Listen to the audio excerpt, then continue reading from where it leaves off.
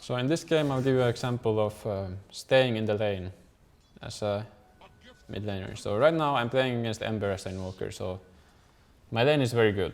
As you can see, I'm already far ahead in the net worth.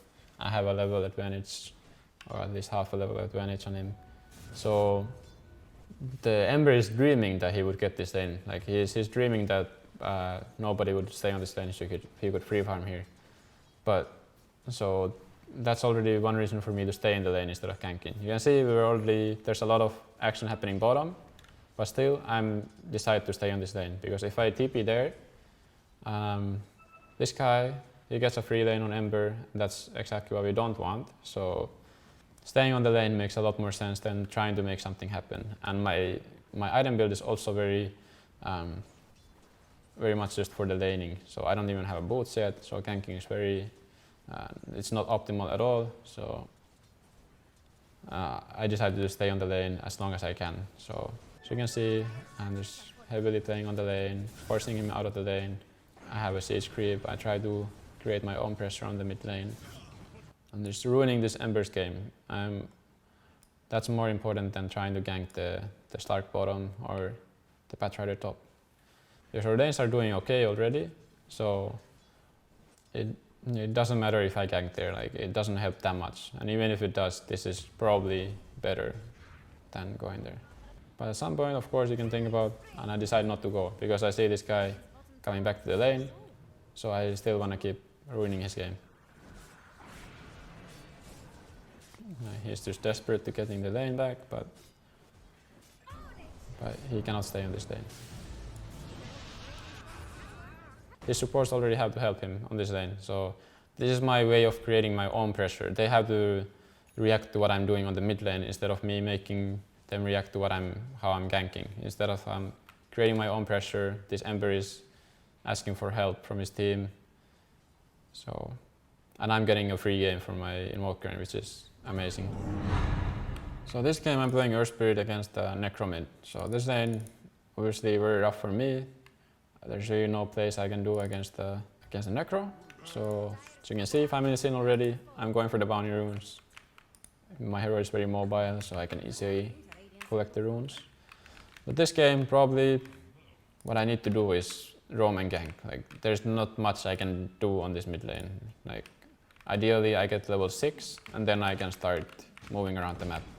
As you can see, I cannot even enter the lane, so I'm just hitting jungle creeps trying to get level 6. I mean, here I'm trying to create my own pressure instead of ganking actually. I am trying to make reactions happen. I mean, I'm successful in making it happen, but I think I end up dying here, which is, yeah. It is a rough lane for me, and I already see that, well, this is not working out. There's no way I can stay on this lane. There's no way I can pressure him on the mid lane. So you can see here I'm dead, and instead of TPing mid lane, I straight up TP bottom. I see that this bottom lane needs help, and I can see that if I come bottom, there's gonna be easy kills here. So I TP bottom, I get kills straight away. This guy's gonna have free farm now on the PL, and I put this ward for the safe lane so he can have easy and free farm.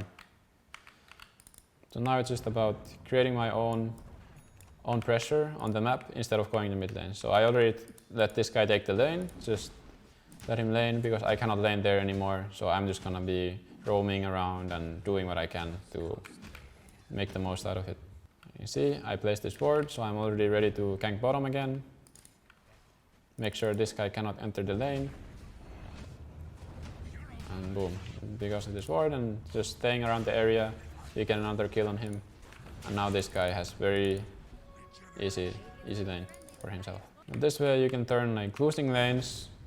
Doesn't matter always. If you have a hero that's able to gank, you can just start roaming on the map, start farming their creeps instead of going here and doing nothing. You give a free lane to your support.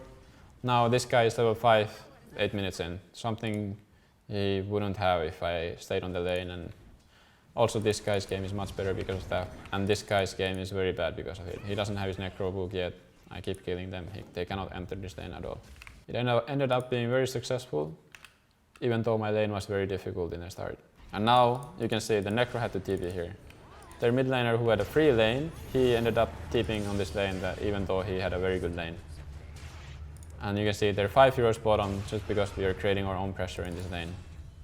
And we're still coming ahead on top. And meanwhile, this guy is free farming everything just because we created our own pressure instead of staying on the losing lanes and just being miserable. Instead, we were active and make things happen on the map. So we get to open the map for us to. This guy gets the free farm. Our PL had a free farm for a very long time, and their carry and their mid laner had to rotate there just to answer what they're doing. So in this game, I'm playing Morphling mid, and I mean it's kind of unusual to see a Morphling ganking any lane from mid lane. So this game I'm playing as the farming hero, and they have this roaming tiny.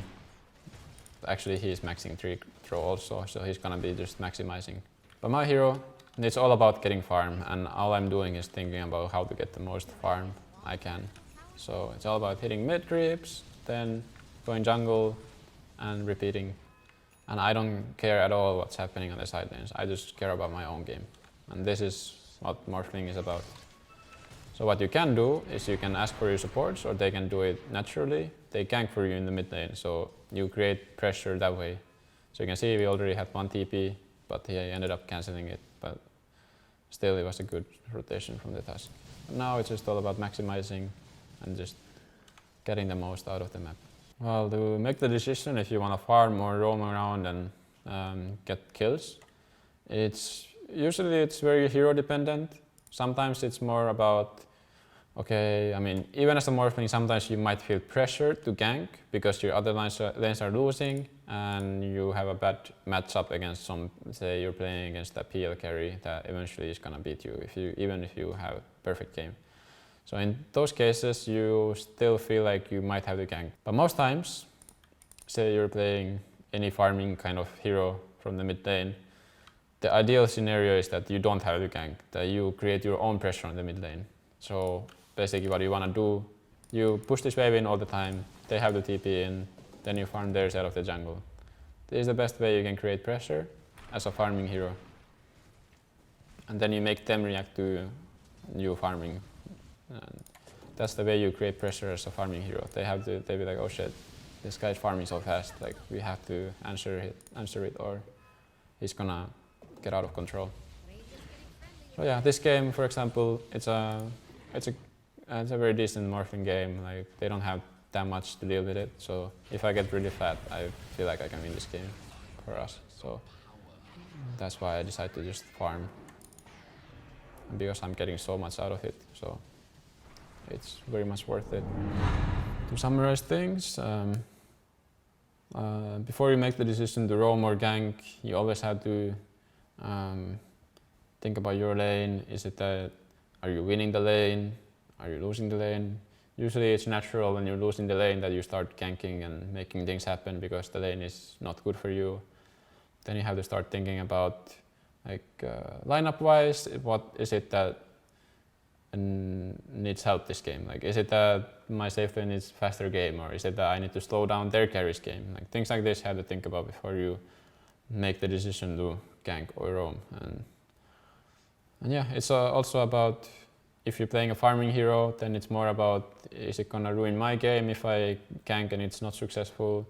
You have to think about, is it worth taking the risk or not? And it just comes with experience, and eventually it will become natural if you do it enough and you start understanding how different matchups work and how does it change the game if I gank this lane or not. And yeah, just a lot of practice. Probably one of the most common mistakes is that they make it too obvious. First of all, they maybe don't push the mid wave in before they gank, so it's obvious that he's missing from the mid lane. So he's either ganking or maybe farming jungle, but most likely ganking. Always first push the mid wave in and then start thinking about the gank, because if you don't, first of all, it's more obvious, and in case it works, you still lose a lot of creeps when you do it. So you wanna be